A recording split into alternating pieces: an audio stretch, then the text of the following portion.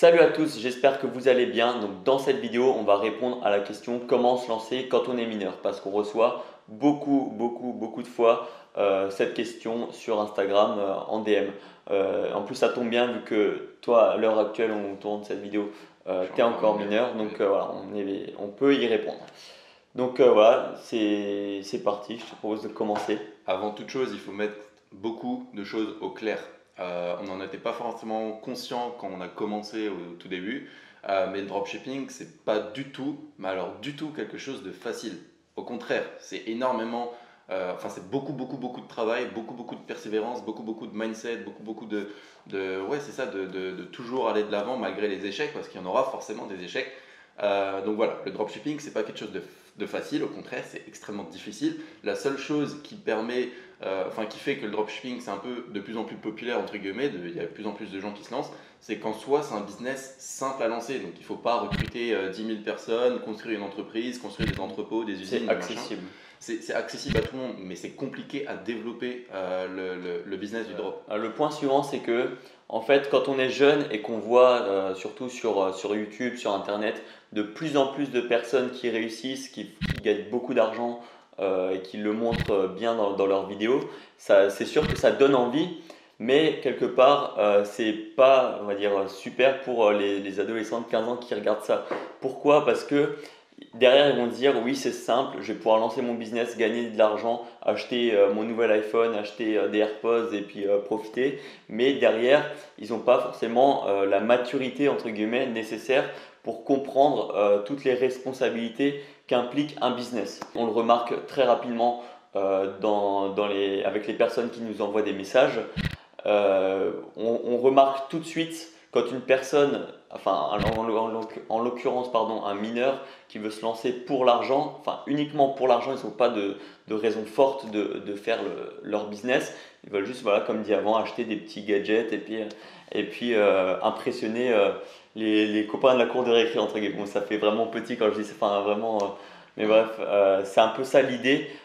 Surtout que voilà, quelques personnes sont vraiment dans cette optique-là et ça se voit, ça se sent, mais à 10 000 km. ouais. Et c'est pour ça que si de base on a ce mindset-là, ça va être impossible de réussir. Ça me fait penser à une citation, désolé je te coupe un petit peu, mais c'est une citation de Will Smith qui dit, en général, la plupart des gens font un boulot qu'ils n'aiment pas pour acheter des choses qu'ils n'ont pas besoin, pour impressionner des gens qu'ils n'aiment pas.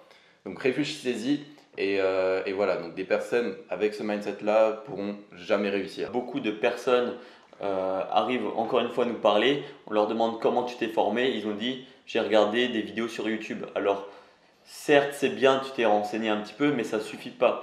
C'est-à-dire que sur YouTube on trouve vraiment toutes les informations possibles, ça c'est sûr, mais voilà, elles seront un petit peu dispersées. Les gens ils vont dire, tout le monde ne va pas dire la même chose, c'est plutôt ça, et ça va être beaucoup plus long à l'apprentissage, et puis voilà, on risque peut-être de faire n'importe quoi à force d'écouter n'importe qui en fait. C'est pour ça que le budget formation il est très important et acheter une formation, là on va dire on peut dire ça en toute objectivité vu qu'on n'en vend pas, on ne vend pas de formation, tout ce qu'on a c'est une formation gratuite, il y a un lien dans la description, mais voilà, suivre une formation complète c'est vraiment important parce que ça peut-être qu'on va dépenser plus d'argent dans la formation au début, mais derrière, ça va peut-être nous permettre de perdre moins d'argent et de temps que de faire tout ça tout seul.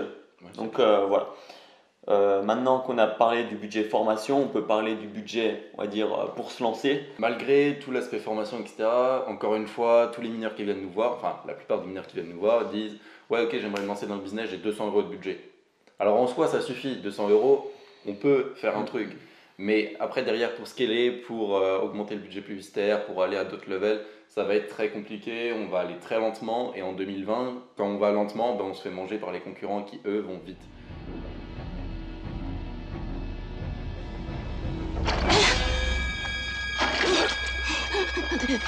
À la place de juste claquer 200 balles dans un business qu'on a vu sur Internet, je pense qu'il vaudrait mieux plus travailler de côté, mettre de côté de l'argent pour justement augmenter son budget au final. Parce que clairement, 200 euros, on ne va pas aller forcément très loin. Surtout que une boutique, la première boutique, c'est pas forcément celle qui va marcher. Alors je vous le souhaite, bien évidemment, mais c'est pas forcément celle qui va le marcher. Il faut en avoir conscience. Et du coup, il faut tolérer environ 100 euros de perte par boutique. Donc si déjà votre budget c'est 200 euros, vous savez que vous serez limité à un maximum de boutiques et en vrai c'est même moins que 2 boutiques. Donc voilà, il faut plus que 200 euros, il faut compter je dirais entre 600 et 700 euros de budget rien que pour la pub. Sans la formation du coup. Sans la formation. Donc formation plus coût de la pub, ça monte minimum 1000 euros. Oui, et puis après, tu as tous les outils. Par exemple, là, on pense au thème, parce qu'on voilà, on a le story theme qui marche très bien pour nous et pour tous ceux qui l'ont déjà acheté.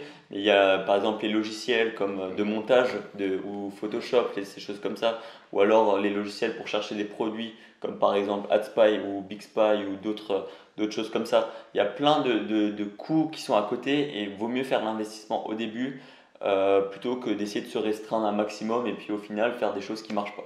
Et surtout perdre au final limite plus d'argent que si on avait directement investi le montant, recommandé le montant qu'il faut pour tout de suite que ça marche. Donc maintenant que tout ça est dit, voilà, c'était un petit peu la mise au point Ouais. concernant et je préviens juste, pas la peine de nous envoyer de messages, est-ce qu'il n'y aurait pas un moyen de faire ça, parce que c'est la réalité des choses.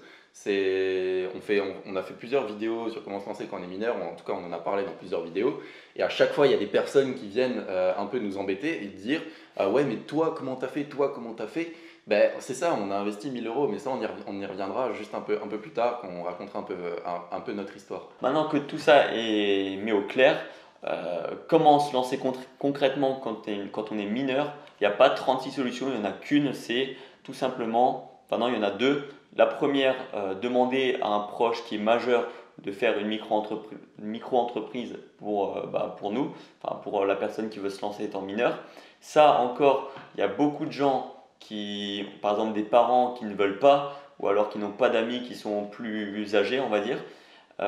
Donc il y a déjà ça. Ou alors on contourne un petit peu ça et puis on fait quand même du chiffre et une fois qu'on a fait du chiffre, et on dit vas-y maintenant tu es obligé de te déclarer pour moi parce que sinon je suis pas légal. Après on recommande pas forcément de faire ça, c'est pas la meilleure solution et ça peut créer des conflits et tout, c'est pas le top.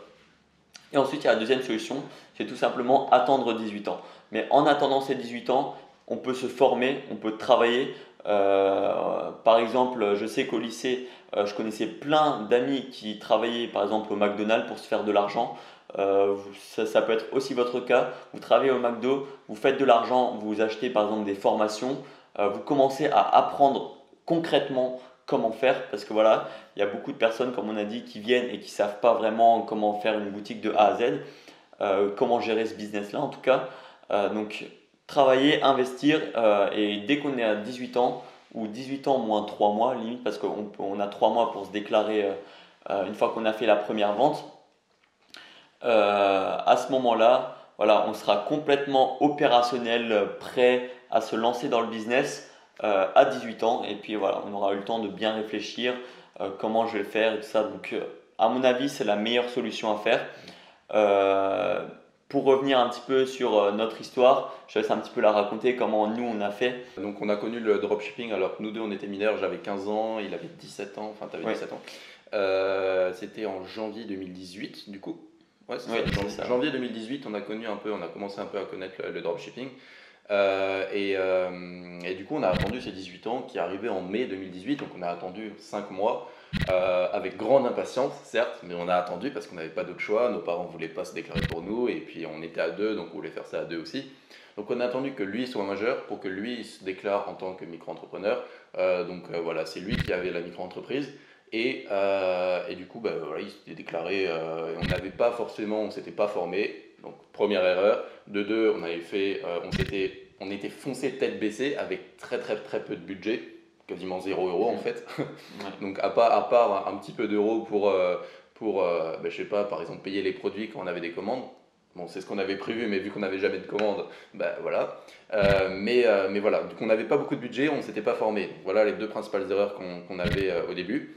Et du coup, on a commencé à lancer des boutiques et le peu de budget qu'on avait, ça représentait quoi, 500, 600, 700 euros max. On l'a claqué, on l'a brûlé, On l'a perdu. on l'a perdu tout simplement. On l'a perdu en investissement de la mauvaise manière.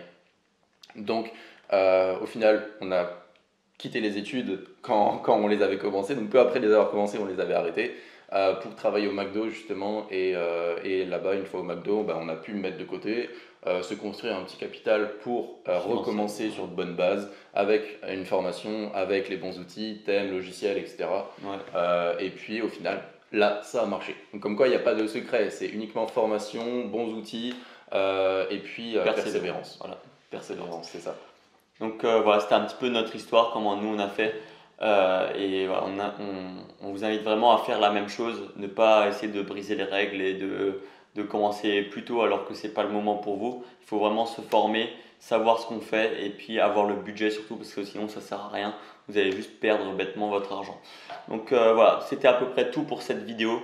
J'espère que voilà, tous les jeunes qui ont regardé cette vidéo, tous les mineurs qui veulent se lancer ont compris un petit peu le message qu'il y a derrière cette vidéo. Puis voilà, je pense qu'on a tout dit. Donc sur ce, portez-vous bien, travaillez bien, croyez en vos rêves. Ciao! Salut!